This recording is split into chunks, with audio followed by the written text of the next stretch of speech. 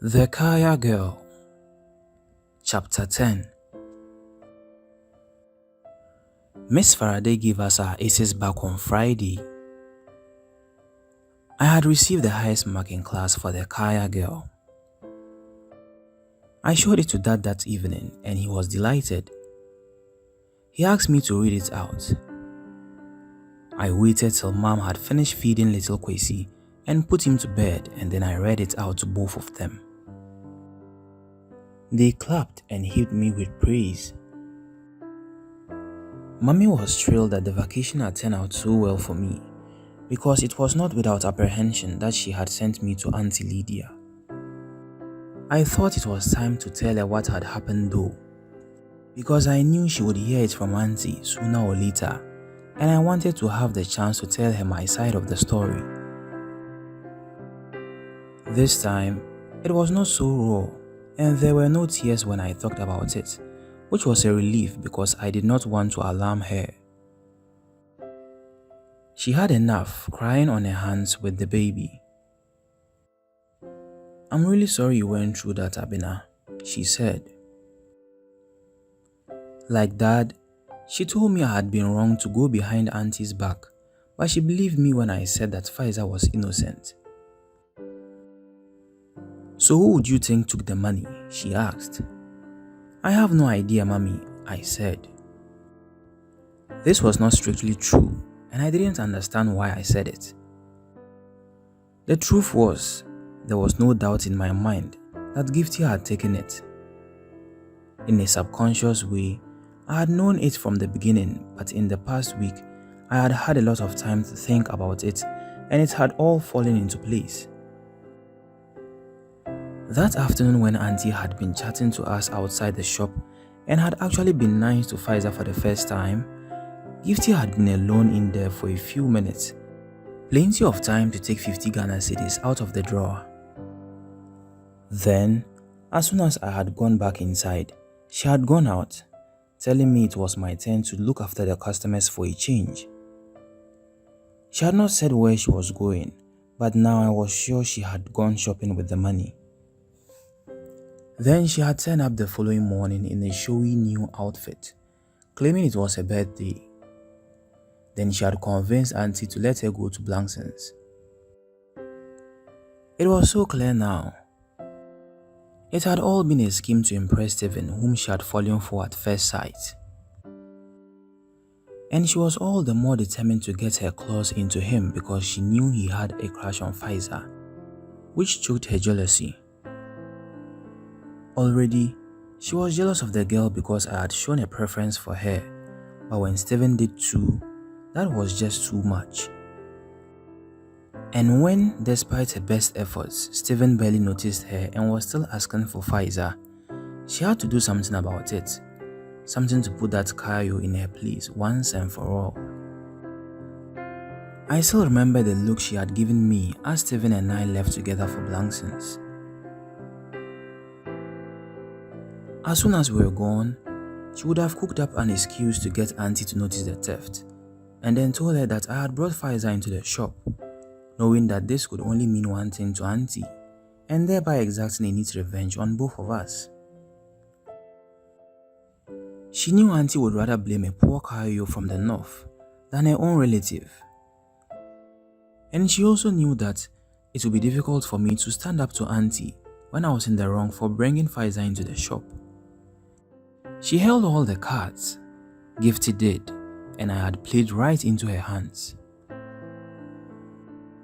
She was cleverer than I had given her credit for, I thought bitterly. But it was the wrong kind of clever. And yet, I had not said anything to anyone about all this. It seemed absurd to shield her when she had done this to me, to us, but despite my distaste for her methods and manipulation, I felt an odd kind of sympathy for her. She had always irritated me with her wannabe ways, but at the same time, it always made me pity her that she could not just be comfortable in her own skin, that she needed to be something else to feel legitimized in other people's eyes. And on a deeper level, I realized that this was probably what she had envied most about Faiza, that she was comfortable with who she was, no matter how lowly people considered her to be, and that was the root of her confidence even when faced with people who felt they were better than her. I had also envied things about Faiza, had even told her so on several occasions, her strength, her courage in adversity. But envy could be such different things. One could admire a quality in another person and love them for it and aspire to emulate them, rather than hating them for possessing what one did not. I pitied Gifty for hating rather than loving, and when I thought about it in later years, I knew there must be reasons why she was that way. Perhaps difficult things that she had been through that I knew nothing about. That was why I could not betray her as she had betrayed me and Faiza. But that day when my mother asked me about it, I didn't understand why I covered up for her. I just did it. You know, Mommy, it could even have been a customer who took the money. I said, you should advise Auntie Lydia to get a cash till. That drawer she keeps the money in is just not safe. Yes, you are right, darling, she said. Such things are not unheard of. That's why many people have cameras in their shops these days. I should suggest that to her too. I smiled. I knew my auntie, and a cash sale would be plenty to start with. After I got ready for bed that night, I read my essay again. It was not just the pride of having topped the class. It was because it had captured many of the memories of that special time. But there was so much left out too, I reflected. Things I did not want to share with the class, like the story of Asana and Alhaji Brown Teeth, our fine-feathered adventure in the market, Gifty and her machinations, Stephen and Mike, aka Peter and Paul, and the real spirit and treasure of our friendship. I decided to write it all over again, the full and unexpurgated version. I owed it to myself and to Faiza to put down a true record of our friendship and our adventures together, and to commit to writing all the little details I never wanted to forget. I reached for my diary, and then I thought better of it. This was not just a diary entry, this was a story. I opened the lower drawer of my night table and took out a pretty notebook bound in sky blue cloth with a lock and a key. It had been a Christmas present from Mom, but I had not yet used it. Now, I removed the key from the lock where it was taped and opened the book. It had white, faintly lined pages that smelled crisp and fresh.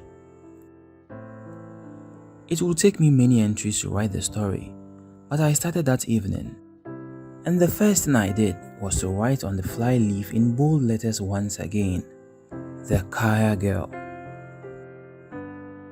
As I lay in bed, I thought about my dear friend and wondered where she was now, what she might be doing. Had she made it safely to Kumasi? Was she busy carrying things in her big bowl for rich Ashanti customers?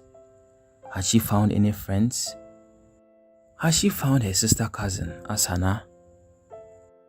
Asana, I thought. Now I knew the kind of pain Faiza must have felt to see her go so suddenly without even having the chance to say a proper goodbye. I knew what it must have felt like not to know where she was, or how to get back in touch with her, or if she would ever see her again. How, in this day and age, I wondered yet again, could I have lost touch so utterly and completely with someone who mattered so much? I imagined looking for Faiza in Kejetia Market, a minute, self-effacing figure amid a cannon bustle of thousands. I thought of going to the north to find her. I could not even remember the name of a village, with all those consonants and throaty sounds. No, all I had left of her were my memories and her name. Her name, I thought suddenly, Faiza. What did it mean anyway? I had never thought of that when she was right there in front of me. Never thought to ask. But now that it was one of the few things I had to hold on to, I felt an urgent need to know. I got out of bed, switched on my laptop, plugged in the internet and googled Pfizer. I had no idea if it would come up with anything, but it was worth a try. Cool, I thought, as the directory page loaded. There were several entries for it. I clicked. Pfizer is a female Arabic name meaning winner, successful woman, and victorious. I read out under my breath. Yes, I cheered, feeling elated. Pfizer might be a poor Kayo, but there was nothing poor about her spirit. She was strong, plucky, and ready to fight for what she wanted and what she considered right. She had once told me that the thing that stopped most people in this world from doing what they really wanted was fear. But like all bullies, fear is a coward, she said. It can only stop you until you stand up to it. I felt oddly comforted and at the same time vindicated because I had believed in her all along. I had no idea what fate had in store for her, but finding out what her name meant had only strengthened my faith in her. Winner, victorious, I read again. It seemed almost prophetic.